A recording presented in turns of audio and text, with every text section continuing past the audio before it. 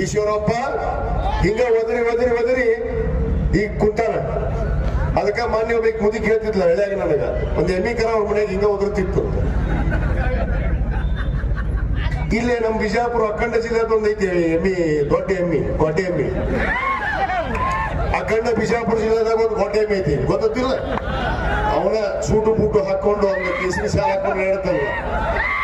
ಎಲ್ಲಾ ಜಾತಿಗೂ ಬೈತಾನ, ಯಾರನ್ನೂ ಬಿಟ್ಟಿಲ್ಲ.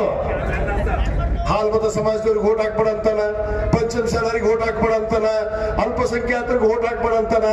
ಅದು ಒದರಾಕತ್ತತಿ ಬಹಳ ದಿವಸ ಆತ. ಎಮ್ಮೀಕರ ಗೊಡ್ಡೆ ಎಮ್ಮೆ ಅದು ಹೆಂಗದು ಇಲ್ಲ, ಏನೂ ಇಲ್ಲ. ಅದಕ್ಕೆ ಒದರ ಚಟ ಬಿದ್ದ್ಬಿಡತ್ತೆ.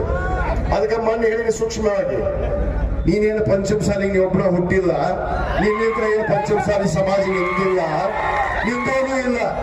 ನೀನು ಬಾಯಿ ಬಂದ್ ಮಾಡಿದಿ ಬಹಳ ಚಲೋ. ನೀನ್ ಇದೇ ರೀತಿ ಒದಗಿದೆ ಅಂದ್ರೆ ಈಶ್ವರಪ್ಪನ ಗತಿ ನಿನಗೆ ಬಂದ ಬರುತ್ತೆ ಅನ್ನೋದು ಗ್ಯಾರಂಟಿ.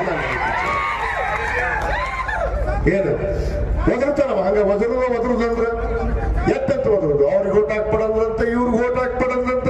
ಇವ್ರ ಅಪ್ಪನ ಮಾಡಿದಾರೆ ದೇಶ, ಇವ್ರ ಅಪ್ಪನ ಮಾಡಿದಾರೆ ಜಾತಿ. ನಿನ್ನ ಧರ್ಮದ್ದು ನಿನ್ನ ಬಗ್ಗೆ ಮಾತಾಡ್ಕೊಡು.